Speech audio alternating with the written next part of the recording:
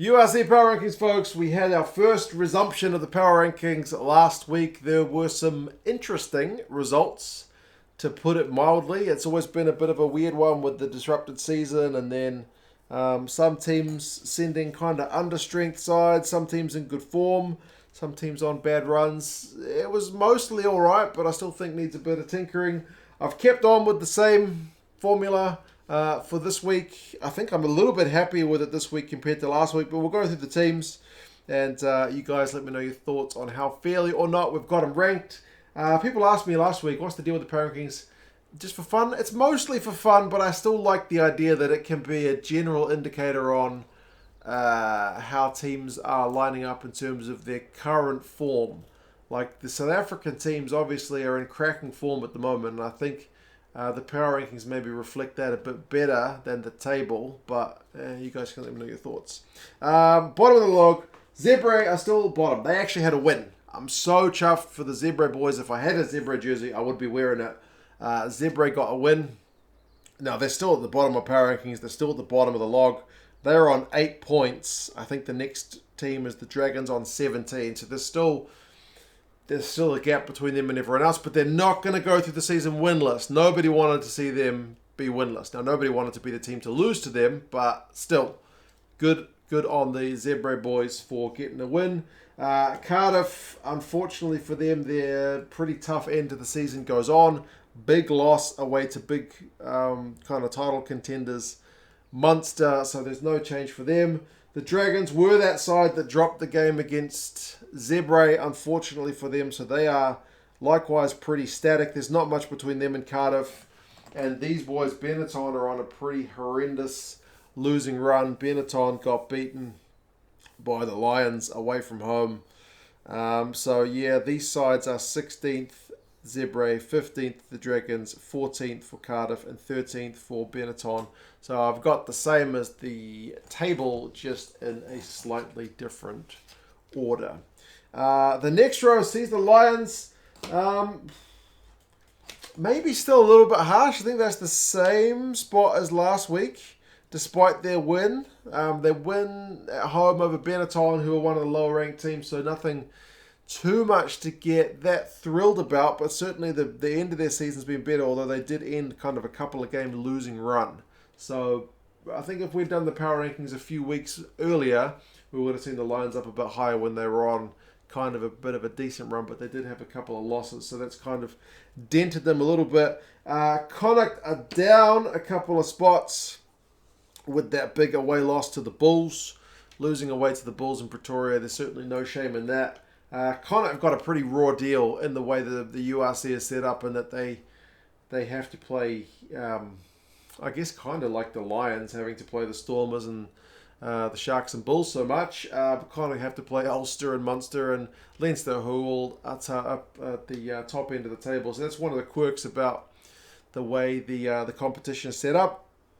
So yeah, they've got this weird record, Connacht, of just like winning one, losing one, winning one, losing one, don't they? So yeah, it's an away loss for them.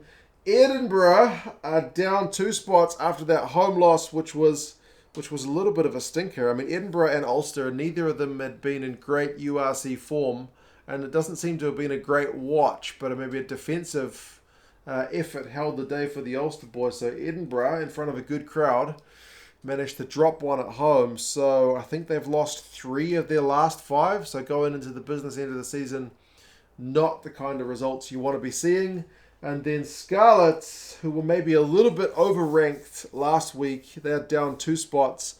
A big away loss to Ospreys, and that sees them pretty much out of the title race, which Edinburgh will be pretty happy with, because Edinburgh are on 50 points. The Scarlets are on 44. So Scarlets were on a 3-game winning run, but that loss to the Ospreys has ended that. So yeah, it ends up being a bit of a middling season, but they still have to fight it out with the Ospreys to see who finishes the highest in the Welsh Shield.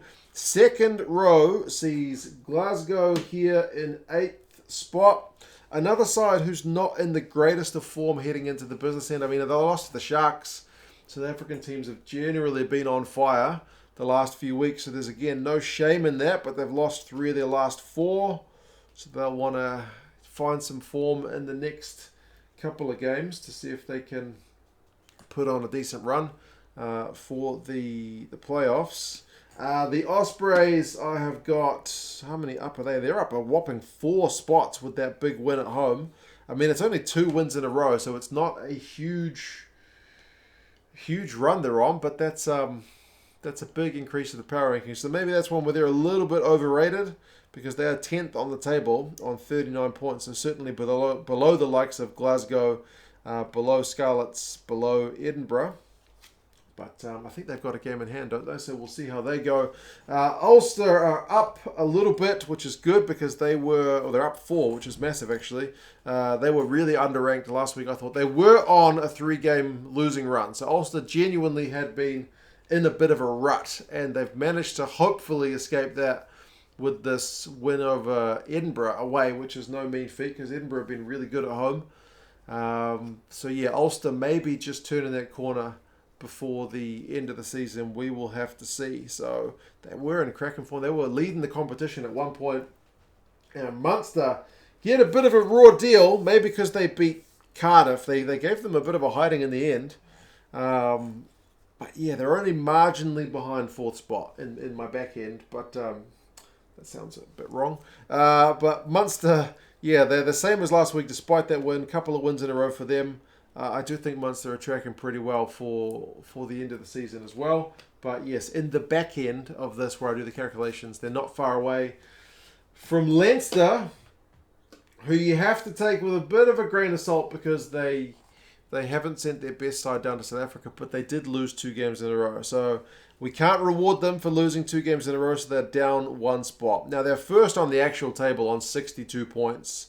The next best team has 56 points, and that is Munster. So both of these teams may be underrated a little bit, but the teams above them are just in absolutely amazing form in recent weeks. So if the power rankings are a kind of form guide, maybe this is right. But we'll see. We'll see when we get into the knockout stages. The Bulls are up 1 spot. This is one where the Bulls are in 6th on the table because of that bad start to the season. Remember, away from home. But the Bulls have genuinely won, I think, 5 of their last 6. So if you're looking for a team in good form, it's hard to look past the Bulls. Solid win over Connacht at home. Yeah, good result for the Bulls. Likewise, the Sharks still in 2nd. A big home win over Glasgow. These guys are in 3rd on the table, I think, on 56 points. I think it's 4 wins in a row for the Sharks. Not too shabby. And then still, if I can get you the right way up, the Stormers, my son's side, which a lot of people were pleased to hear about. I don't know where his fandom for the Stormers, how it came about, but it is definitely a thing. He's back at school today, so he doesn't get to see me ranking the Stormers first. But the Stormers, I think it's 7 in a row and a win over Leinster. Not Leinster's top side, but still not too shabby. So they're in 4th on the table, but the Stormers are in great form. What can I say? So yeah, those are the power rankings for, what is it, round 17 of the URC. We've got a bit of a break as there's a couple of make-up matches to go, and then the Champions Cup will still be on, and then we'll get into the nitty-gritty at the end of the season pretty shortly. But you guys let me know your thoughts. I still don't think it's 100%. I do think it's looking better than it was last week. I will do some tinkering with it in between seasons, basically. But anyway, you guys let me know your thoughts, and yes, I'll talk to you guys again soon. See you later.